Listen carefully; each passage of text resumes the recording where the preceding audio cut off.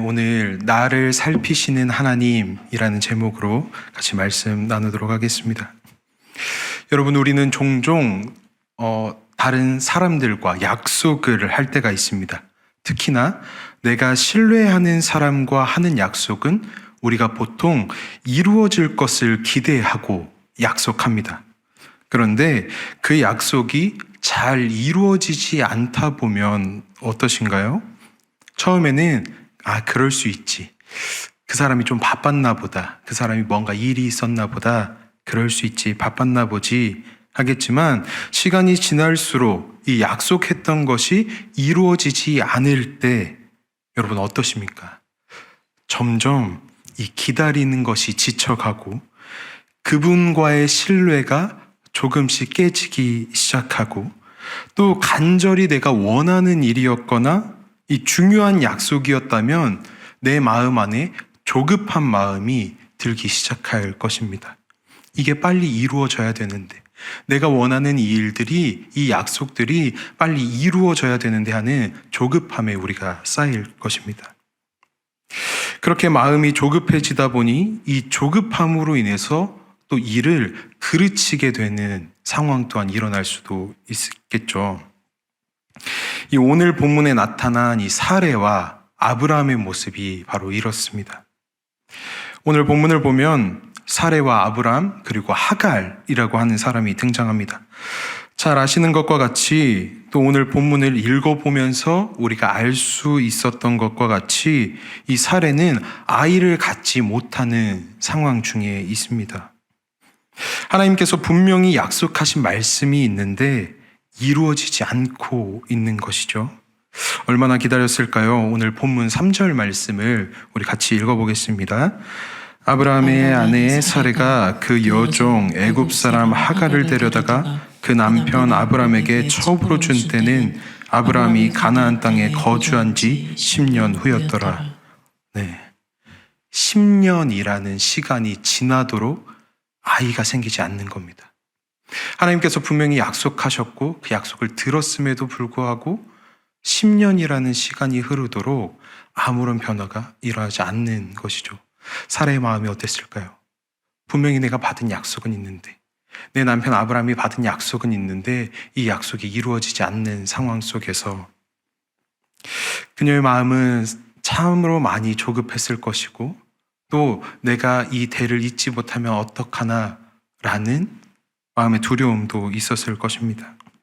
이 마음이 지치기도 하고 하나님의 이 약속이 자신을 통해서 이루어지지 않는 것인가 라는 하나님과의 신뢰도 점점 금이 가기 시작했던 것 같습니다. 그래서 사레가 아브라함에게 이렇게 이야기합니다. 오늘 본문 2절 말씀인데 우리 다시 한번 읽어보겠습니다. 사레가 아브라함에게 이르되 여호와께서 내 출산을 허락하지 아니하셨으니 원하건대 내 여종에게 들어가라. 내가 혹 그로 말미암아 자녀를 얻을까 하노라 하매 아브라함이 사레의 말을 들으니라. 사레가 무엇이라고 이야기합니까?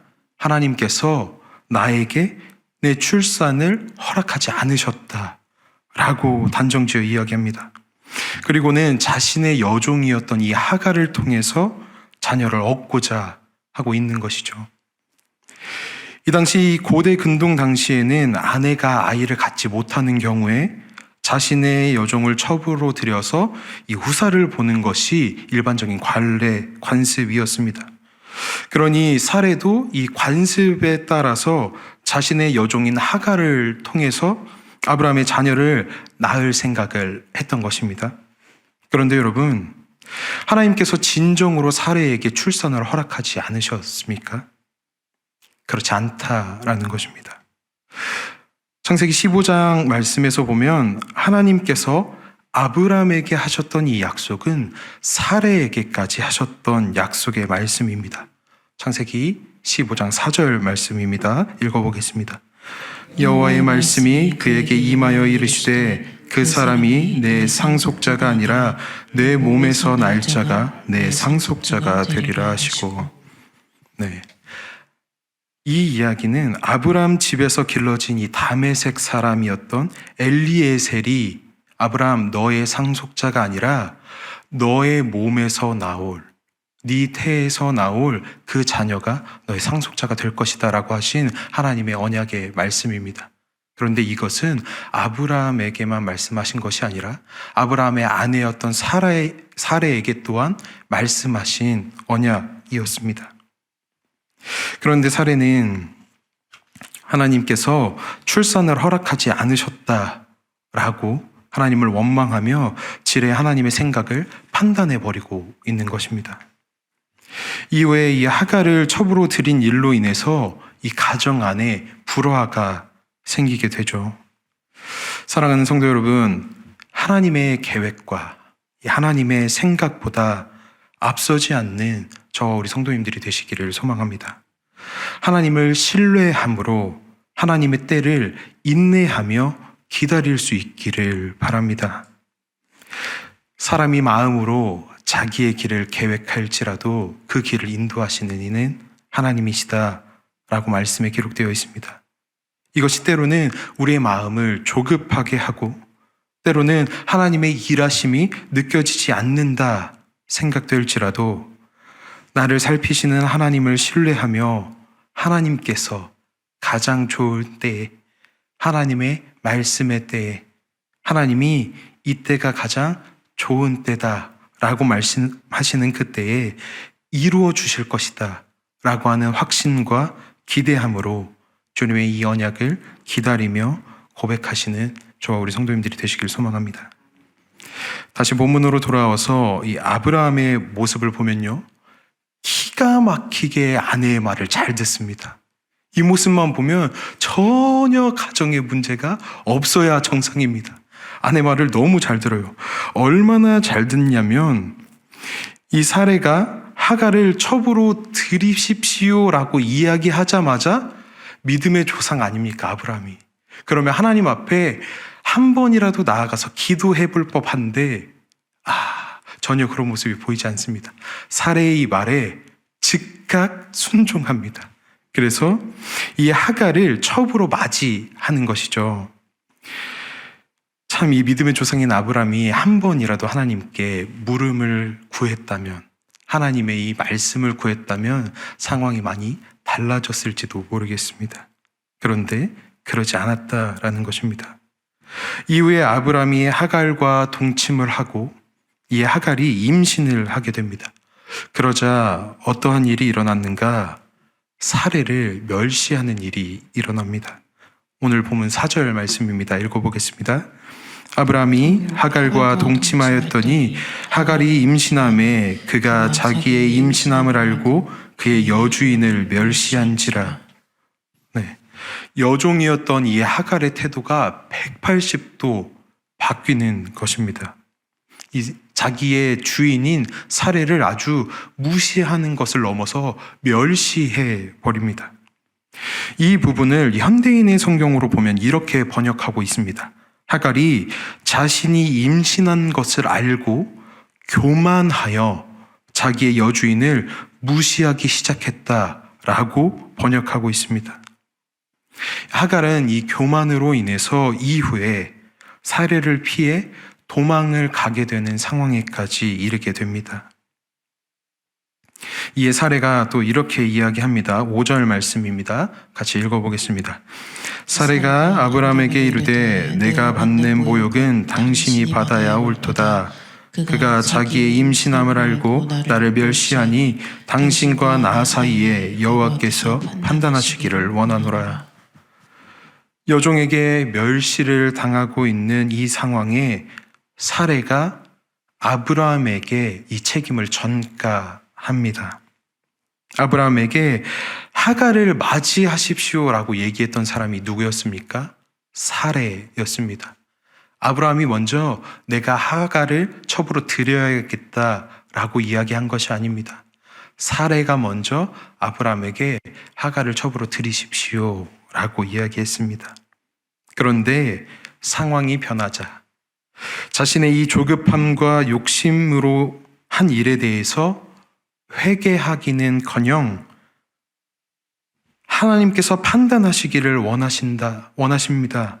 하나님께서 판단하시기를 원합니다 라고 말하며 아브라함을 지금 탓하고 있는 것입니다. 이에 아브라함이 사레에게 당신이 좋을 대로 하라 라고 이야기합니다. 그러니 이제는 사레가 하갈을 도리어 멸시하고 학대하기 시작합니다. 성도 여러분, 죄는 죄를 낳습니다. 욕심이 잉태한 즉 죄를 낳고 죄가 장성한 즉 사망을 낳는다 라고 말씀하십니다. 그래서 우리는 무엇을 할 수 있어야 되는가? 회개의 자리로 나아갈 수 있어야 합니다. 나의 잘못을 덮기 위해서 다른 사람을 탓하는 것이 아닌, 또 나의 악을 덮기 위해서 악을 악으로 갚는 것이 아닌, 나의 잘못이 있다면 겸허히 그 잘못을 인정하고 나를 살피시는 주님께 나아가는 용기가 필요합니다. 요한일서 1장 9절 말씀입니다. 우리 한번 읽어보겠습니다. 만일 우리가 죄를 자백하면 그는 미쁘시고 의로우사 우리 죄를 사하시며 우리를 모든 불의에서 깨끗하게 하실 것이요. 아멘. 나의 죄를 덮기 위해서 탓을 하고 책임을 회피하기보다 우리를 지키시고 우리의 허물을 덮어주시고 죄를 용서하시며 모든 불의에서부터 우리를 깨끗하게 하시는 분이신 우리 주님께 나아가기를 선택하시는 저와 우리 성도님들이 되시기를 소망합니다. 이 사레의 학대를 견디다 못한 하갈이 사레에게서 도망을 하게 됩니다. 도망을 가던 중에 하나님의 사자가 하갈에게 찾아옵니다. 그리고는 하갈에게 이렇게 묻습니다. 오늘 본문 8절 말씀입니다. 읽어보겠습니다. 이르되 사레의 여종 하갈아, 네가 어디서 왔으며 어디로 가느냐? 그가 이르되 나는 내 여주인 사레를 피하여 도망하나이다. 그러자 하나님의 사자가 또 이렇게 이야기합니다. 9절 말씀도 읽어보겠습니다. 여호와의 사자가 그에게 이르되 내 여주인에게로 돌아가서 그 수하에 복종하라. 네. 여호와의 사자, 이 하나님께서 보내신 사자, 하나님께서 하갈에게 먼저 찾아오셔서 나아갈 바를 알지 못하고 있는 이 하갈에게 나아갈 길을 제시해 주고 계십니다. 그런데 그곳이 어디인가? 자신이 도망쳐 나왔던 그 사레에게로 다시 돌아가라 라고 말씀하시는 겁니다. 나를 힘들게 하는 상황을 피해서, 나를 힘들게 하는 그 관계에서 벗어나서 편해지고 싶어서, 그 마음을 내려놓고 싶어서 부단히 도망쳐 나왔는데 하나님께서 친히 찾아오셔서 뭐라고 말씀하시는가? 그곳으로 다시 돌아가라 라고 말씀하시는 겁니다. 사랑하는 성도 여러분, 하나님의 이 말씀이 오늘 저와 우리 성도님들에게 임한다면 여러분 선뜻 그러겠습니다 순종하실 수 있겠습니까? 이 선뜻 순종한다라는 말이 나오기 어려운 상황입니다. 그런데도 우리의 그 불편한 마음, 그 불편한 상황을 다 아시는 우리 하나님께서 왜 그 자리로 다시 돌아가라 라고 말씀하시는가? 도망친 그 자리에서부터, 어그러진 그 관계에서부터 회복시키고자 하시는 하나님의 마음이 있음을 우리가 기억해야 합니다. 왜 도망한 자리에서의 회복이 필요할까요? 우리가 또 같은 상황을 만나면 또 도망하고, 또 같은 관계에 문제가 생기면 그 관계를 또 도망할 것이기 때문입니다. 내가 오늘 이 자리가 불편해서 도망쳐 나왔으나 다시 다른 곳에서 또 그 불편한 상황과 그 불편한 관계들과 그 어려운 상황을 맞이했을 때 우리가 그것을 이겨내 보려고 하나님 앞에 간구하고 하나님과 함께 동행하는 것을 선택하기보다 그저 도망가는 것에 우리의 마음이 쏠릴 것을 주님이 아시기 때문입니다. 회복의 경험이 없이, 이 이겨낸 본 경험이 없이 계속 도망하고 관계를 단절하는 것이 우리에게 좋지 않다라는 것을 나를 가장 잘 아시고 나를 살피시는 주님이 아시기 때문입니다. 사랑하는 우리 형제자매 여러분, 우리의 삶 안에 또는 우리의 관계 속에 회복이 필요한 부분이 있으십니까? 선뜻 그 무너진 부분을 다시 세울 용기가 지금 없으신 성도님들이 혹시 계십니까? 우리를 살피시는 주님을 신뢰하며 이 도망한 자리로 다시 보내시는 하나님의 이 마음에 순종하며 나아갈 수 있는 믿음이 우리 안에 있기를 소망합니다. 결코 우리를 상함 가운데 두지 않으시는 그 주님을 신뢰하실 수 있기를 소망합니다. 하나님께서 우리의 고통을 다 알고 계시고 다 듣고 계시기 때문입니다. 이 도망한 하갈에게 복을 더하시고 주님께서 하갈의 태에 있는 아이에게 친히 이름을 붙여주십니다. 본문 11절 말씀입니다. 같이 읽어보겠습니다. 여호와의 사자가 또 그에게 이르되 내가 임신하였은즉 아들을 낳으리니 그 이름을 이스마엘이라 하라. 이는 여호와께서 내 고통을 들으셨음이니라. 아멘. 이 이스마엘이라고 하는 이름의 뜻이 무엇인가 하면 하나님께서 들으신다라고 하는 의미입니다.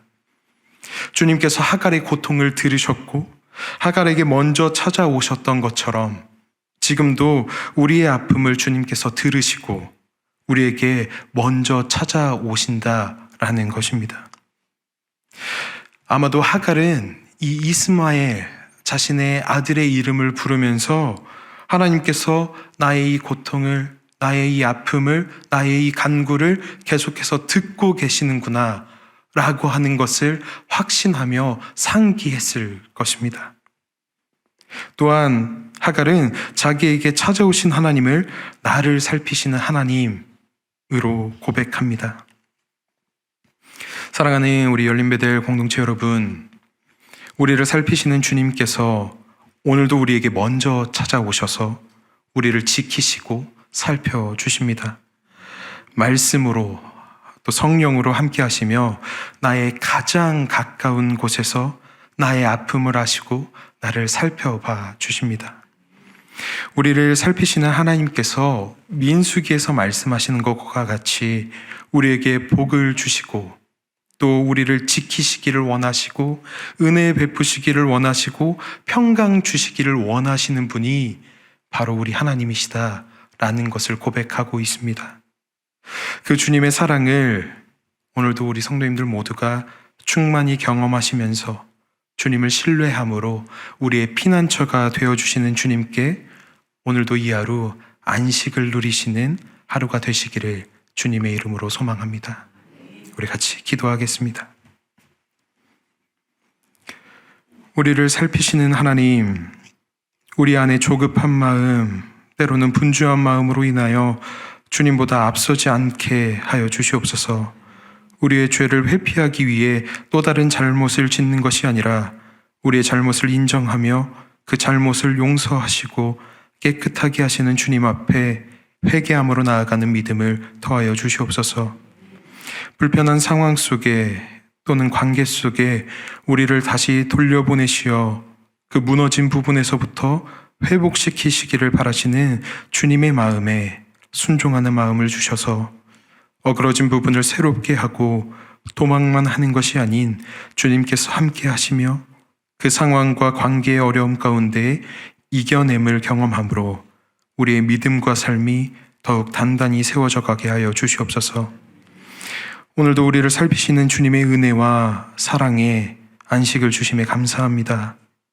주님께 나아가오니 주여 우리를 받아 주시옵소서.